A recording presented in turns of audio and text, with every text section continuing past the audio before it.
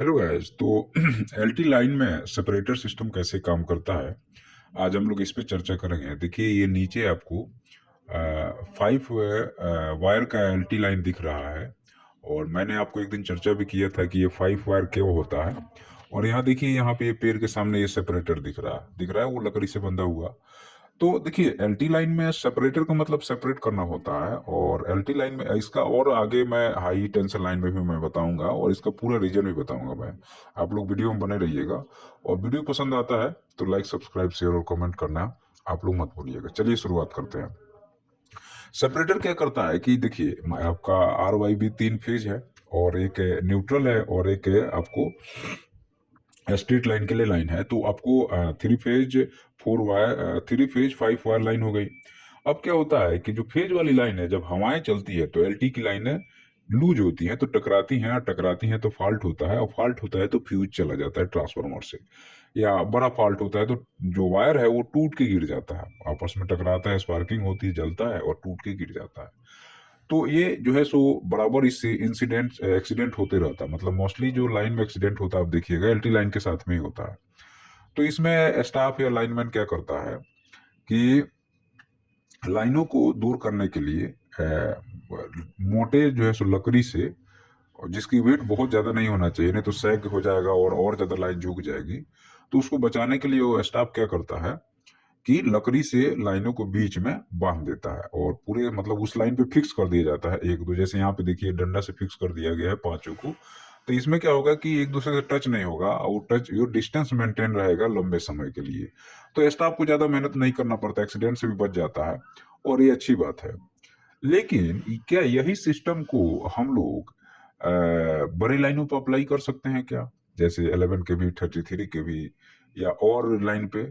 तो देखिए, 11 kV और 33 kV लाइन जो होता है, या उससे ऊपर तो 66 kV होता है, तो इनके बीच में हमें ऑलरेडी गैप मेंटेन करना पड़ता है। और जो एलटी लाइन का जो सिस्टम है वो एक लाइन के ऊपर एक लाइन के ऊपर एक रहता है। लेकिन एसटी लाइन में ऐसा नहीं होता। एक तो वी क्रॉस आर्म रहता है। तो वी क्रॉस आर्म में हम लोग एक डिस्टेंस मेंटेन करने के लिए उसकी डिजाइन की गई है, ताकि हमें एक लाइन के ऊपर एक लाइन नहीं रखना पड़ेगा। और एलटी एसटी लाइन जो है सो लॉन्ग डिस्टेंस की लाइन होती है। एलटी लाइन 2 4 5 10 किलोमीटर की होती है, जबकि एसटी लाइन जो होती है वो मतलब कि सैकड़ों किलोमीटर की होती है, या 50 किलोमीटर की है, या 40 किलोमीटर की है। तो वहां पे हम अगर सैगिंग ज्यादा होगी तो प्रॉब्लम ज्यादा जाएगा। सैगिंग मतलब झुकाव हो गया, लाइन दो पोल के बीच में लाइनों का जो झुकाव होता है उसको हम लोग सैगिंग बोलते हैं। तो इसका भी एक अलग कंसेप्ट है कि इसको सैग गैप को बोला जाता है, और सैग गैप कितना रखना चाहिए, सैग गैप कितना होना चाहिए, ये अलग है। पूरा जो पावर सिस्टम अगर कभी बताएंगे आपको तो उसमें बताएंगे। तो एस टी लाइन में पहला तो बात यह है कि इस टाइप की व्यवस्था ही नहीं है। और उसके बाद दूसरी बात यहाँ पे ये आ जाती है कि एसटी लाइन में, ऑलरेडी कोरोना लॉस होता है, ऑलरेडी डाइलेक्ट्रिक इफेक्ट है, और एयर को आयोनाइज करके रखता है। अगर आपने लकड़ी से बांध दिया है तो गर्मी के दिनों में ठीक है, बढ़िया है। बरसात के दिनों में प्रॉब्लम जा सकती है।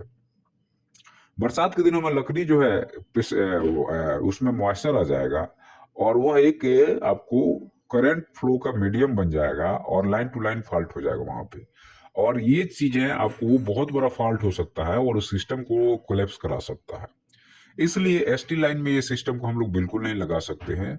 एसटी लाइन में आप देखे होंगे कि आप बड़े एसटी लाइन की बात करता हूं, मतलब कि 132 kV से बड़ा, जो 364 kV और उससे भी बड़ी लाइनें जो रहती हैं, उनमें मान लीजिए आर वाई बी है, और 3 फेज से हम अलग अलग जो है सो आपको करंट सप्लाई दे रहे हैं। तो उसमें एक सर्कुलर सेपरेटर लगाते हैं। लेकिन वह सिंगल एक ही फेज में, जैसे आर में 6 वायर हैं, तो उन 6 वायरों को दूर करने के लिए ही हमने सेपरेटर लगाया है। फिर वाई में 6 वायर है, तो 6 को दूर करने के लिए सेपरेटर लगाया है। और आप लोगों को अगर कोई इसमें देख रहा है मेरा वीडियो, जो पढ़ता लिखता है, तो आप लोग इसमें कमेंट करके बताना, या फोटो खींच के कमेंट में डालना कि आप लोगों ने इसको कहीं देखा है क्या। ये बहुत ही मतलब माइन्यूट ऑब्जर्वेशन है, और आपको देखना पड़ेगा ध्यान से, तभी पता चल